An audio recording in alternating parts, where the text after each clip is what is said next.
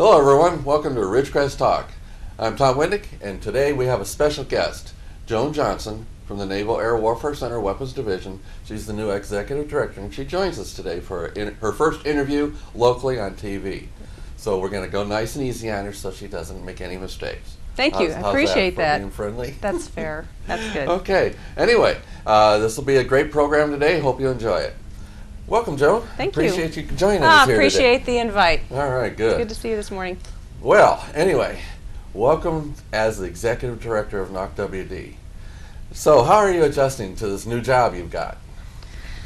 Well, you've heard this before. It's like drinking from a fire hose, but that's okay. I think it's just like any job you come into. It takes a little while to find a battle rhythm and kind of get your bearings. But you know what? Scott left it in great shape. So because Scott left it in great shape, it's a lot easier for me to roll in. And you know, it makes a difference being surrounded by an amazing staff and amazing leadership. So we're really all learning this as a team. So loving it, learning a lot, getting there slowly. Great.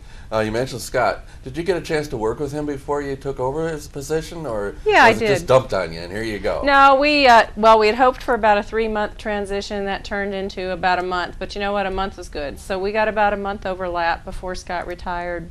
But I'd known Scott for a bunch of years. Back in probably early 2000s, I approached him and asked him if he'd be willing to be a mentor, and luckily for me, he said yes. So we've had a lot of time over the last, call it 10, 12 years. Right. So I think I've done a lot of picking his brain for quite a long time. So the transition was, it was great to have it, but I'd had a lot of opportunities with Scott for years before to start understanding really what it meant to be in the position and see how he led the organization. Right.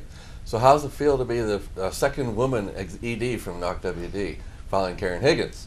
Well, you know, those are big feet to follow. Karen Higgins did a great job. Mm-hmm. You know, brilliant executive director, brilliant person. So, and I've actually heard from Karen. I've heard from Sterling Holland. Scott left me a beautiful message. So, it's a privilege. Quite frankly, it's a real privilege. You know, regardless. So, just glad to be here. Well, it's good to have you. So, can you tell us a little bit about your background? What did you do before, as you came up through the ranks, obviously? So my career split kind of 50-50 between industry time and being in the government. I started right out of college. I went into the defense industry on the East Coast. Grew up in the Washington, D.C. area and worked my way through as a chemie by trade. But when I graduated, nobody wanted any chemies. There was this little thing called an oil embargo. So there were tens of thousands of chemical engineers out of work. So I just sold myself as your generic engineer. Started working in the defense industry, moved my way from the East Coast actually to Phoenix, Arizona, continued in industry, worked into California from there, and that's where I got to know WD. Back in probably 1990 time frame, we would bring our systems to China Lake and Point Mugu for ground test and flight tests. So got to know a lot about the culture, the base, and thought, hey, this would be a great place to work. So about 10 years later, I transitioned out of industry. Came here in 1998 from a prime contractor, worked for one of the local contractors for 2 years, and then in 2000 I was hired onto the base as a civilian. All right. Yeah. And where did you come onto the base? What department did you come into? 4-1, Systems Engineering. Okay. So Daryl Maxwell at the time had been the head of the F-18 AWL, and he became the director for Systems Engineering, and I knew Daryl from past years, so he hired me in along with a couple other people and went from there. Okay. I know, since you said 4-point, as a retiree from the base, we have two sides of the base. We got the 5-point and the 4-point, yes, as far as the major work that's being done. And I came out of the 5 world. I used to work for Steve Mendonca, and it was great doing that area. How is it between 4.0 and 5.0 now, or are they different numbers now? Well, there's still 4.0 is research and engineering, 5.0 is test and evaluation. So from a competency perspective, we're still lined up that way. But you know, and one of the things that I noticed when I was in industry is it's seamless. You can't tell the difference because our teams are integrated. So the evolution of developing our products and capabilities through research and engineering into testing and evaluating and ensuring they're ready for the fleet, it's really a seamless organization. So. Right. And that's a good thing. I think that's a good thing. We have unique expertise and unique roles, but we integrate very well as a team. Okay. When you talk about between the teams and everything, what do you see coming up more in the future as far as work coming to China Lake and Point Mugu and things like that. And how are you getting along with the Point Mugu side of the house as well? Okay, so I'll take the second part first. Okay. And when I was in industry, I was part of a company that developed electronic warfare systems. So, you know, there's a sweet spot at Point Mugu and China Lake in terms of, we call it EW, electronic warfare capabilities and expertise. So I knew Point Mugu, and I knew the people at Point Mugu long before I became a civil servant, as well as folks at China Lake. So for me, I really didn't distinguish between the two other than they're physically located in different parts of WD. So the relationships I have with a lot of the team members at Point Mugu go back 25 years. When I was the head of systems engineering for one, our team is really split between both campuses. So for me, it's just very natural to consider WD as it's one command with two campuses and a lot of unique capabilities that marry up really well together. So from that perspective, you know, I don't see it as a differential, except we just need to recognize that the cultures are different, just like they are in every department, and that's a good thing. Right. It's a good thing. We embrace all the different cultures, and we recognize that, you know, the whole is really greater than the sum of the parts, and when we do great things, we're doing it because we work together as an integrated team. And so you asked about work. Actually, before we go into that, let's just close that up a little bit, though. Are you spending a lot of time down there at Point Mugu, or is it you splitting it half and half, or how's that working out? So I've spent some time down there. In the 3 months I've been here, I've been down to Point Mugu probably 4 or 5 times, and I'd say that's still not enough. You know, so my goal, and I've asked my teammates in Mugu to call me on it if too many weeks go by and they haven't seen me, but it's part of the team. So it's easy to get to Mugu. We've got the shuttle service.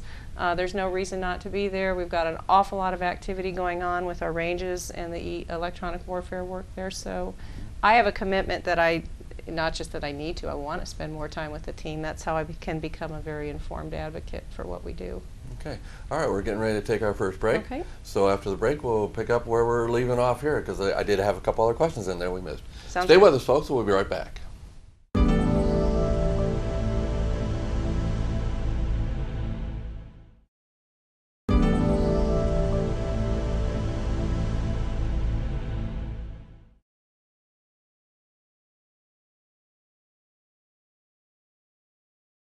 Welcome back, everybody. Today, I'm speaking with Joan Johnson, the new Executive Director from the NAWCWD out at China Lake and Point Mugu.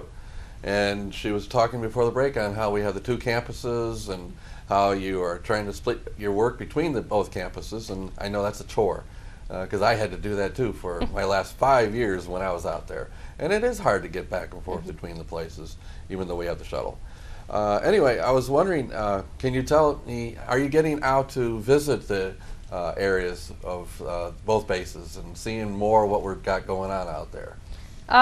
Not as much as I want to yet, and again, part of that is being new in the position. Like I said, I'm still getting my bearings a bit, but one of the things, and I've talked to a number of our leaders at WD about this, is when the last position I had before this was Weapons and Energetics Department, which was pretty new to me, having grown up in the systems engineering world. So one of the things that I established is what I called a drumbeat. And a drumbeat was where I spent time, kind of one-on-one time with every one of our functional groups. We call them divisions, but it's our functional group. So you know, the warhead guys and the fuse guys and the airframe guys and on, where I would have an hour time for a drumbeat. My only rule was it'll never be in my office. I want to be where your team is. It's your time, your agenda, whatever you want to do. And the beauty of that was it very quickly enabled me to get out and about within that department and really get to meet people who I may not have met. You're not going to meet them sitting in your office. Got to see what we did, see our products, see our facilities, and really talk to folks about what's on their mind. So I'm going to take that construct and do the same thing. So now it's just bigger. So now a drumbeat means taking time to go over to Mugu and sit with the teams in their spaces, in their labs, and talk to them about what's on their mind and what their challenges are. And the same thing with the ranges and all the research and engineering groups. So that's something that I've committed that I'm going to continue to do. I think it's a great way to get out of the office, get to where people are working, and really get to know teams better, and get real feedback on what's on everybody's mind. Right, because I know everybody's got something on their mind. Oh out yeah, there. it's a great thing There's about no our doubt workforce. about that. We're not shy. Yeah. Can we talk a little bit about between China Lake and the city of Ridgecrest? Have you had a chance to meet and talk to and work with any of the local officials yet? Starting to, somewhat. I spoke at the Economic Outlook Conference, which was a great opportunity to meet some people I hadn't met before. There have been a few other venues in the community where I've had a chance to, again, start meeting some of our community leaders. And when Scott and I transitioned, I was part of a meeting we actually had on base with the base and the community leaders to talk about. We had conducted a survey to really understand from the community's perspective and vice versa, what things are we doing well, what things could we do better to really become, you know, a team and have a shared vision. So I've had some initial opportunities and they've been great so far. I want to keep that going. I think it's absolutely critical. That's the one thing about being a community where the base and the community are really interdependent. Right. Is that we keep the lines of communication open and we share ideas and we move both forward together. Right. There's a lot of, within the community, people would like more diversification of the community so that to ride through the ups and downs that China Lake seems to go through regularly over the years. And what kind of role do you see China Lake in that area in helping us do diversity as far as our economy out in the city? So, you know, of course we had the locality pay increase, so from both a base employee and a community perspective, that was great. I mean, basically when our folks got a raise, the community got a raise because that brings more income and more revenue into the community. So I think the discussions we've been having about how do we create an environment that entices, particularly, we've been hiring great over the last 10 to 12 years. So we're bringing in a whole nother generation of professionals here.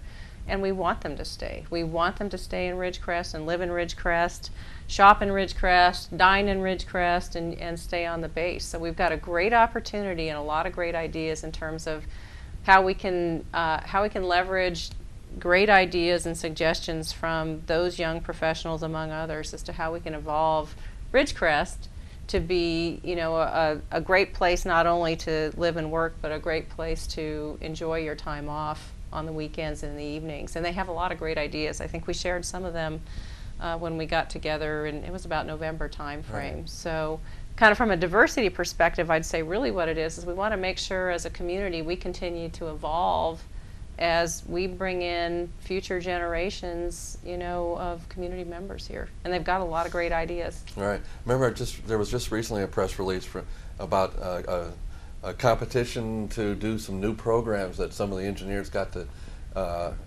develop, and was supported through China Lake and I think Packed River as well was even involved in Innovation that Challenge. thing. The Innovation Challenge, that's what it was. I couldn't think of it right offhand. I thought that was really interesting, and because that goes back to the roots of China Lake. That's how they started, and especially for the young ones. Was that widely disseminated within the base, or was it just quietly done? The Innovation Challenge? Yes. So it was national, as you said. So this is an idea that really came from NAWCWD, but how we went about it was somewhat local. But it plays well into who we are out here, as you said. That's our history. Our history is hands-on, roll up your sleeves, get in there and build things and do real work, which is, I guess I'd want to make a comment that Admiral Moran and Scott O'Neill really laid a great foundation while they were here leading together. They're kind of a dynamic duo, if you will, about getting back to those roots, about getting back to ensuring that we are doing not just hands-on work, but we're doing hands-on work because we've got an ability to turn capabilities and needs, get them out to our fleet quickly. So they laid that foundation. We're taking that and we're running with it. And that's what keeps people here. That's what keeps people motivated. When you come in to work every day and you see the fruit of your labor and you see that there's a need for it and that it's going to go out and it's going to serve sailors and Marines. And that's because we have the ability to do that work here. So that's exactly where we're continuing to go. And we expect to have more of that. The challenge is balancing taking on more rapid emerging work and also supporting the big programs that we have here on the base. We need to do both. Right. I know in my other business I'm seeing a lot of new engineers coming into town as customers for me. And obviously, I appreciate that. It's a good thing to have new people coming into town, and like you said, they're out in town, they're living here, they're renting homes, buying homes hopefully, and spending their money here, and that's good for the community for sure. We're going to have to go to another break here. Okay. We're coming up real shortly, and afterwards I want to ask you more about where you see China Lake and Point Mugu and NAWCWD going in the future and what's in store for us. Okay? Sounds good. Stay with us, folks. We'll be right back.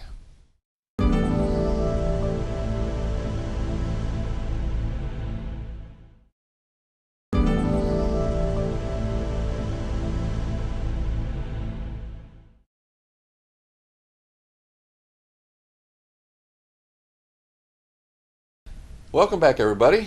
We're sitting here today with Joan Johnson, the Executive Director from the NAWCWD, China Lake and Point Mugu. And just the last segment here, we're going to talk about the future. Where's China Lake and Point Mugu and NAWCWD going in the future? Where do you see us going? So we were talking a little bit before the break about hands-on work. And clearly that is what motivates people here. That really is our core foundation, is that we've been very innovative. We've created things, we build, develop. We are kind of the patent holders, if you will, on a lot of technologies. And again, that's the feedback we get from people who've stayed here 20, 30, 40 years is, I'm here because I was actually able to roll up my sleeves and do things.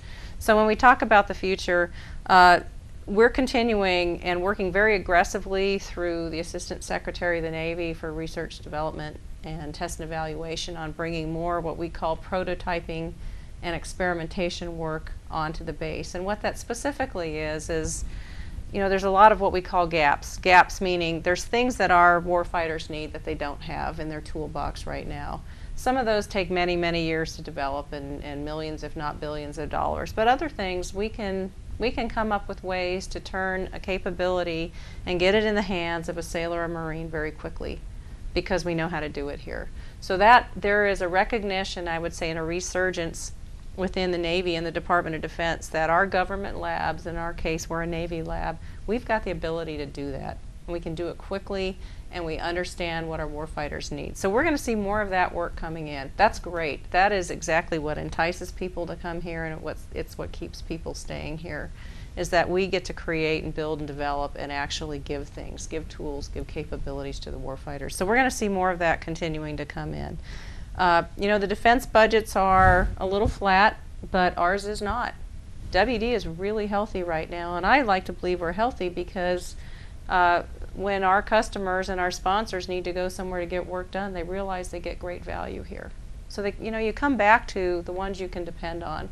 So we're seeing our work continue to increase. I'll give you an example.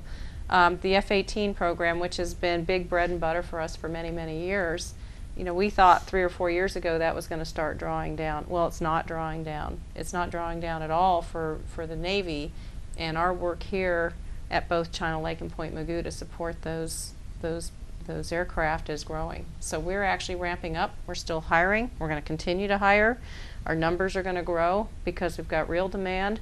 F-35, the Joint Strike Fighter, as that program moves from development into being released into the fleet for operations, we're building up our ranges and our laboratories to be ready to do more follow-on work and test and evaluation for those platforms. So it continues to grow. And as we're moving into the future, as these aircraft and all the sensors get much more complex, we're seeing our demand for electronic warfare expertise continuing to grow as well. So both Point Mugu and China Lake are healthy. Our demand signal keeps going up, and we're continuing to hire. And we're leveraging our internal investments to continue to grow expertise and give people opportunities to learn their trades, so when they need us, we're ready to go. I know it was really exciting to hear that Secretary Carter showing up. What do you have to say about that visit? How did that go? That was great. You know, we got it on short notice, but that's okay. You know, I think Secretary Carter is the highest ranking official we've had here since President Kennedy. Yes. So that was an exciting visit.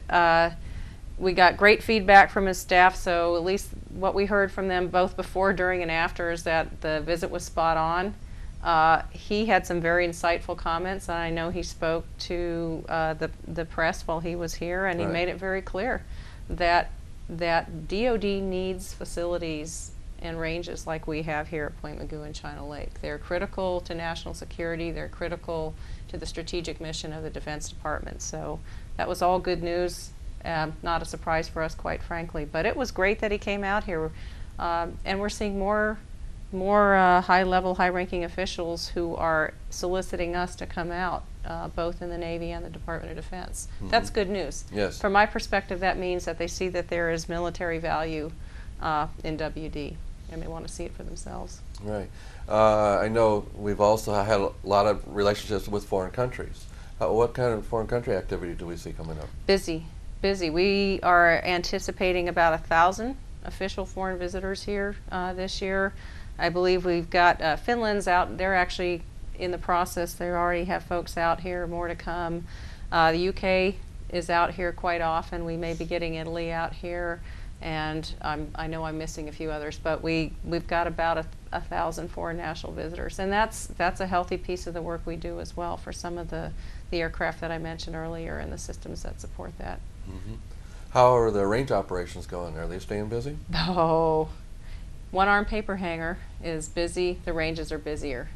So our big challenge on the ranges is and we've got great leadership in the ranges, is because we are so busy and we continue to get more customers and more requirements for our ranges, is how can we increase the capacity of our ranges. So that's a business challenge, but we got the right people working on it, and we've already got some pretty innovative ideas going. So the ranges are going to continue to get busier. That's good. Yep. All right, we're getting near the end here. Is there anything you'd like to add to that I haven't asked a question about that you'd like to add as far as what's going on?